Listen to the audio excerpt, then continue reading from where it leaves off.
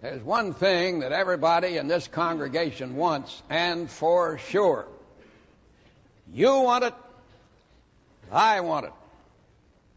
And that is to live. Really to live in all of its fullness. Did you ever stand before a mirror and take a long look at yourself? Now, I realize that for some of us that wouldn't be a very inspiring experience. But it's a good thing to do.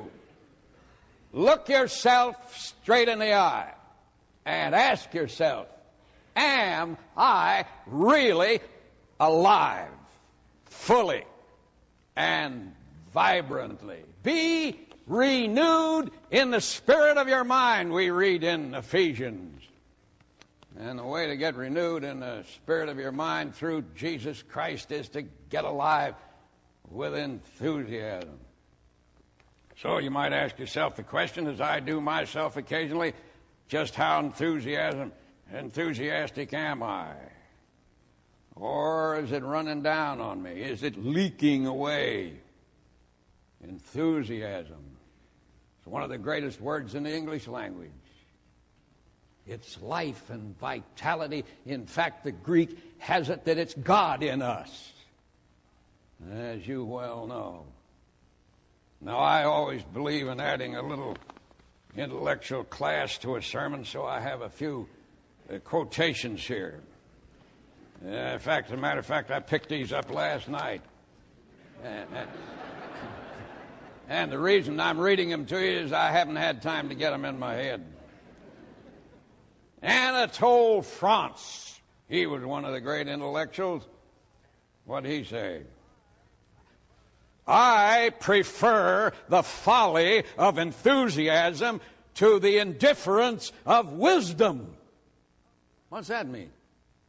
It means if you can be wise and sophisticated. But he prefers somebody who's normal.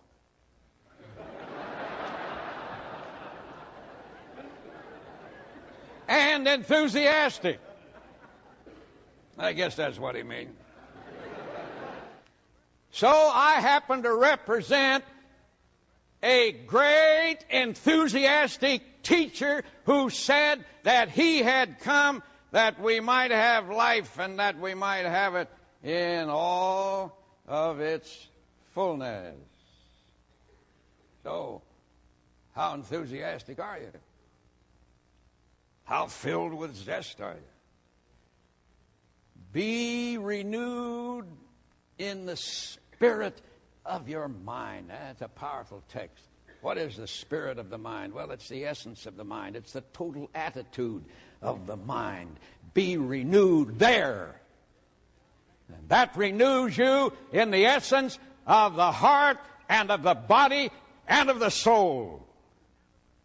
The tremendous power of enthusiasm. Now, when you have this, it will give you what it takes to overcome all failure and every form of defeat and every weakness if you have enthusiasm. I was preaching up here one Sunday night. We used to have a full house Sunday night. And, public speaking, I don't know what your job is in life, but this one here isn't the easiest one that was ever conjured up. Because always, it's a sensitivity that must be maintained. And sometimes you have it and sometimes you don't. And when you think you have it, you don't. And when you don't think you have it, you have it. It's the strangest thing. Well, on this particular night, I surely didn't have it. And I went out the door without shaking hands with a soul. And it was a dark night, foggy, cloudy, and cold. And we lived down at number 45th Avenue at that time at 11th Street. Mr. Rust had his drugstore, I think, at 13th Street.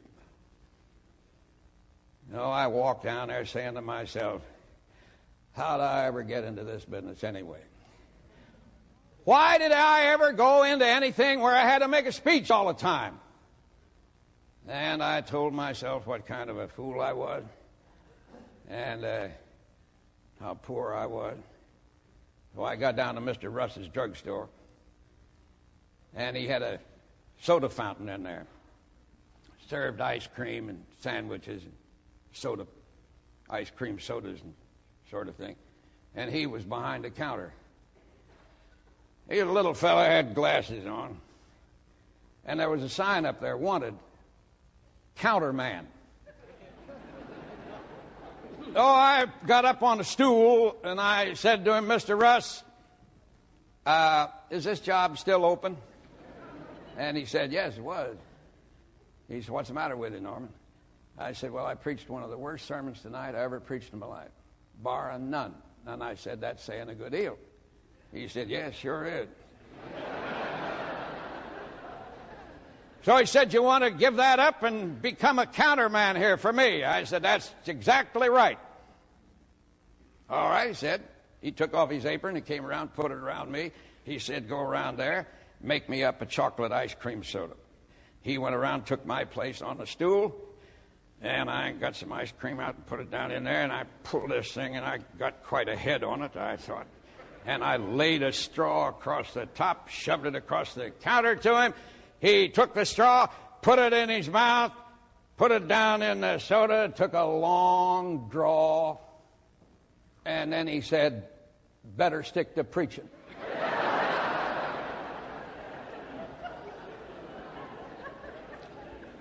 So then he took me around behind the counter where they fill prescriptions, that mysterious area in every drugstore.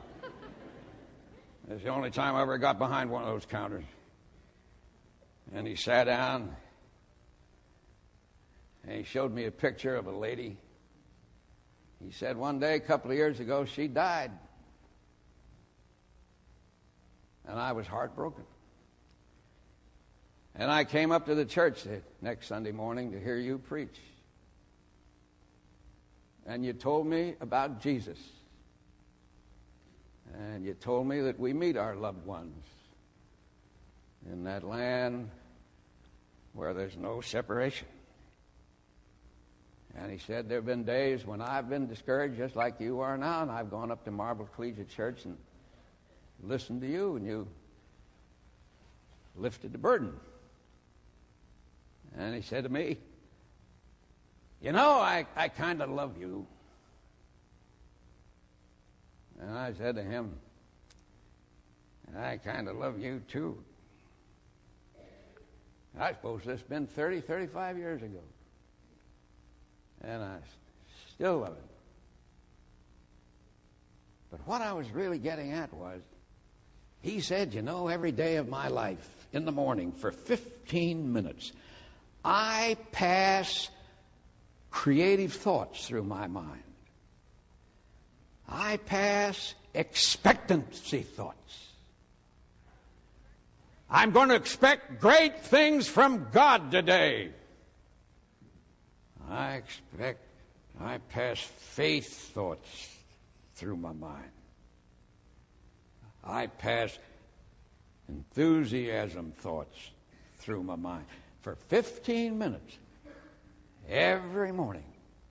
And he said, I close it up by saying those words from the 118th Psalm.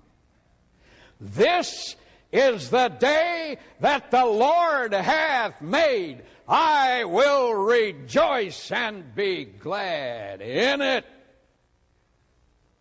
Well, he followed me to the door, and he said, listen, son, you've got a good chance in your business because you have another opportunity every Sunday. So do a better job next Sunday, huh? And I'll be up there listening to you. I thought of him because I was down in that area the other day, and these memories came flooding back in on my mind.